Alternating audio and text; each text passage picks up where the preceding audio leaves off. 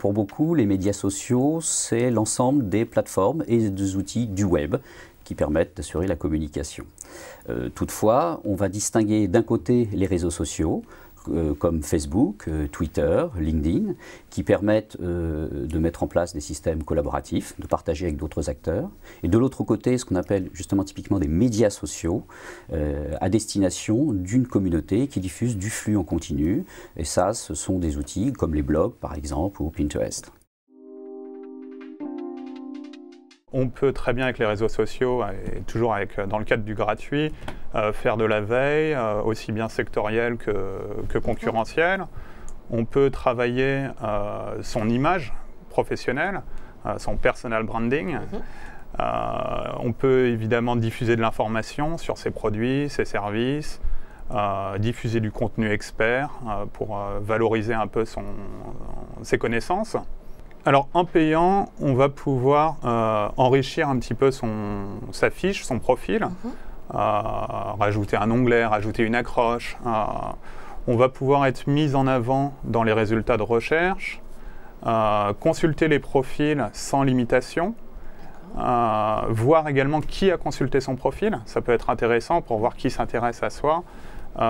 C'est peut-être du business potentiel. Et on peut aussi contacter les gens de notre réseau ou même en dehors de notre réseau sans limite. Pour commencer, l'identité numérique, qu'est-ce que c'est? C'est l'ensemble des traces qu'un individu ou qu'une entreprise va laisser sur Internet de façon volontaire ou non. La réputation, c'est l'idée qui se dégagera de toutes ces traces, donc c'est-à-dire la perception qu'on aura grâce à l'ensemble de ces traces qui seront laissées sur Internet. De là découle effectivement cette notion de personal branding. Aujourd'hui, le personal branding, c'est une idée forte qui dit qu'un individu a tout intérêt de gérer son identité numérique comme une entreprise le fait avec sa marque, de façon à ce qu'il ressorte que du contenu valorisant à son sujet. Le personal branding, c'est toute la stratégie qu'on peut mettre en place pour révéler son identité, sa marque. L'importance du personal branding, c'est de pouvoir séduire ses clients, son public. Tout d'abord, il faut le savoir, c'est le leader mondial au niveau des réseaux sociaux. Effectivement, Facebook, au départ, c'est ce qu'on appelle un réseau social grand public. Maintenant, il a énormément évolué et on peut également utiliser Facebook pour développer son activité et donc de façon professionnelle. Mais alors, quelle peut être l'utilité pour une entreprise d'utiliser Facebook? Alors, l'utilité principale, c'est bien entendu de développer sa visibilité. Il faut savoir que Facebook est bien positionné sur Google, donc là aussi, on va avoir ce qu'on appelle une action en matière de référencement. Le deuxième point également, c'est de garder le contact avec ses clients. Facebook peut être un outil de communication extrêmement efficace à condition de ne pas créer sa page Facebook en commettant les erreurs classiques que l'on voit aujourd'hui. Et la première erreur est de confondre profil et page. Votre profil est ce que vous faites en tant qu'individu. Une page est une institution, une présentation d'entreprise. Elles n'ont pas les mêmes règles de fonctionnement. Pour pouvoir créer ce qu'on appelle une page entreprise sur Facebook, il faut avoir un compte personnel. On ne peut pas créer de compte professionnel pour avoir essayé sans avoir une page personnelle. Donc là, sur le côté stratégie, on peut effectivement décider de créer une seule page, c'est-à-dire que la page personnelle est au nom d'une entreprise, par exemple Pierre Dupont ou Plâtrerie Dupont. On peut l'appeler comme ça. Maintenant, il est quand même plutôt conseillé d'avoir une page personnelle et une page pro Facebook. Il s'agit d'intégrer de la vidéo qui soit en rapport pertinent avec l'activité ou avec ce que vous essayez de promouvoir. S'il s'agit de votre personne, eh bien, ce peut être une interview de vous, par exemple. Donc, vous voyez que tout le contenu est pensé de manière à apporter une valeur ajoutée et est tourné vers le public et non pas vers moi. Mais ça va servir mes intérêts puisque cela va valoriser mon activité. La production de contenu a doublé ces deux dernières années plutôt que sur les 25 ans d'existence d'Internet. Et elle a doublé pourquoi? Elle n'a pas doublé parce que c'est les textes qui viennent prendre de la place. Non, c'est l'image qui prend de la place. Et l'image enrichie, c'est le rich media. Alors je souhaiterais conclure ce chapitre sur Facebook donc en vous demandant d'être attentif à d'une part le fond de votre communication de façon à ce qu'il soit en cohérence avec votre objectif et qu'il soit harmonieux avec votre communication sur les autres réseaux sociaux.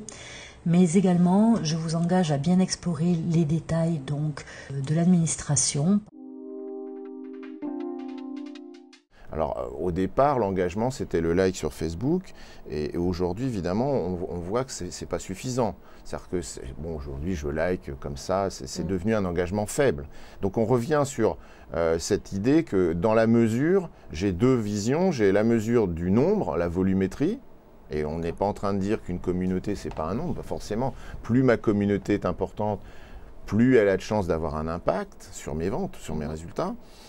Donc il y a cet axe-là, mais il y a aussi l'axe de la qualité de l'engagement. Et ça, c'est très important.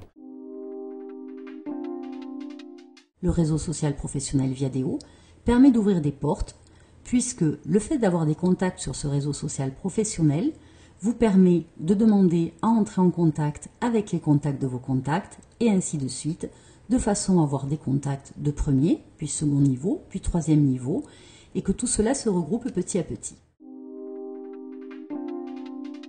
On doit se focaliser non pas sur l'ensemble de ses clients, mais sur ceux qui sont réellement engagés. Donc sur le premier cercle, la tribu des engagés.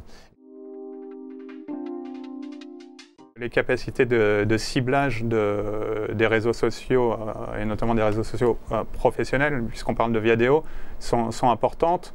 Ils permettent de cibler aussi bien sur la profession de la personne que sur la taille de son entreprise, sa localisation, son âge, ses centres d'intérêt, son sexe évidemment. Donc il y a des capacités de ciblage très importantes. Alors, le conseil que je peux vous donner, c'est vraiment d'essayer de bien qualifier vos contacts. Sinon, vous allez vous retrouver très rapidement avec un nombre de contacts extrêmement important, mais qui ne seront pas pertinents en regard à la fois de ce que vous voulez diffuser comme image et puis des liens professionnels que vous souhaitez pouvoir nouer avec les personnes. LinkedIn, au jour d'aujourd'hui, c'est plus de 400 millions de membres inscrits et qui compte au jour d'aujourd'hui effectivement également 200 millions de CV qui sont enregistrés sur LinkedIn. Donc il se positionne comme le numéro 1 des réseaux sociaux professionnels sur le marché et c'est devenu une véritable référence tant côté recrutement que, comme vous l'avez expliqué, côté business. À la base, LinkedIn est tout à fait gratuit, donc on peut s'y inscrire sans pour autant devoir payer. On peut faire pas mal de choses gratuitement, telle la création de profil, s'inscrire à des groupes et créer une page d'entreprise. Par contre, à partir du moment où on veut, mettons, faire des annonces, là, cette partie-là est payante. La communication sur LinkedIn, il y a plusieurs endroits. La première chose, bien sûr, et on l'a vu, c'est sur son profil, où on donne déjà pas mal d'informations. Le deuxième point, c'est sur sa page d'accueil. Donc, quand on arrive sur LinkedIn, pour tout le monde, on arrive sur la page d'accueil où il y a le fil d'actualité. Et à cet endroit-là, il y a, LinkedIn vous l'indique, exprimez-vous. Vous pouvez donc publier de l'information. Cette information, soit vous l'écrivez vous-même, à partir de votre blog ou de votre site web, et vous pouvez également ajouter des vidéos ou des images. Alors qu'est-ce que Twitter? Donc vous voyez ici la page de garde sur twitter.com. C'est un outil et un réseau gratuit de microblogage ou microblogging qui permet la diffusion de messages appelés tweets ou gazouillis et vous adressez ces messages à une liste de contacts personnels. Voyons dans cette vidéo comment autoriser une page ou mon profil de compte Facebook à tweeter pour moi de manière automatique. Une fois connecté sur Twitter, je me rends dans un nouvel onglet et j'appelle l'adresse facebook.com/Twitter. Je valide avec entrée. On me demande de me connecter à Facebook, auquel cas bien sûr, je vais donc renseigner mon adresse email et bien évidemment mon mot de passe Facebook. Je me connecte. À partir de l'instant où je me connecte, on me propose de lier Facebook à Twitter. Donc je dis oui, je veux bien lier une page à un compte Twitter. Google+ est un réseau social qui se positionne clairement en concurrence directe de Facebook. Je vais avoir donc des posts qui sont les plus populaires et que l'on me propose de diffuser ou de partager. Je vais ensuite pouvoir ici créer des événements. Je vais pouvoir ensuite gérer différentes photos et différents albums.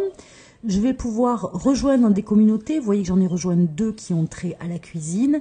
Je vais pouvoir gérer des cercles, c'est-à-dire des groupes de personnes auprès desquels je diffuse des infos. Le marketing d'influence, en fait, il faut savoir que quand on parle de notoriété, on dit souvent que la notoriété est contagieuse. C'est un levier que les entrepreneurs peuvent utiliser autant qu'ils le souhaitent. Le fait d'aller discuter, d'aller parler, d'aller créer des projets en commun avec des personnes un petit peu plus influentes que soi, fait qu'on gagne en notoriété soi-même. N'adhérez donc à une communauté que si vous allez pouvoir y participer de manière active de façon à assurer votre personal branding. L'essentiel est d'apporter un contenu de qualité si vous voulez assurer un personal branding efficace. Une communauté virtuelle, c'est tout simplement une communauté sur Internet. Alors, dans la vie réelle, souvent une communauté, ça peut être une association, ça peut être un fan club, etc. etc. Et une communauté virtuelle, c'est tout simplement la transposition de cette communauté sur Internet avec des outils numériques. Alors bien sûr, on distingue 3 phases en fait dans les communautés. La communauté 1.0, c'est la communauté de face à face, quand on se rencontrait par exemple une fois par semaine entre entrepreneurs pour échanger des bonnes pratiques, des cartes de visite, faire du networking. Ensuite, il y a eu la communauté 2.0 et à ce moment-là, il y a tout ce qui est groupe, LinkedIn, Viadeo, etc., etc., où on discutait, on échangeait. Et maintenant, on est plus passé à un réseau ou une communauté 3.0, c'est-à-dire qu'on va prendre le meilleur des deux. On va prendre la communauté virtuelle pour établir des liens en continu, en temps réel, et pas devoir attendre un rendez-vous ou devoir être présent physiquement. Et en même temps, régulièrement, on va créer l'événement avec des rendez-vous physiques qui permettront vraiment de marquer le coup. Et on sait très bien que ce sont les rencontres physiques qui permettent parfois d'aller plus loin et d'aller au-delà en fait du simple on discute, on se connaît sur les réseaux virtuels.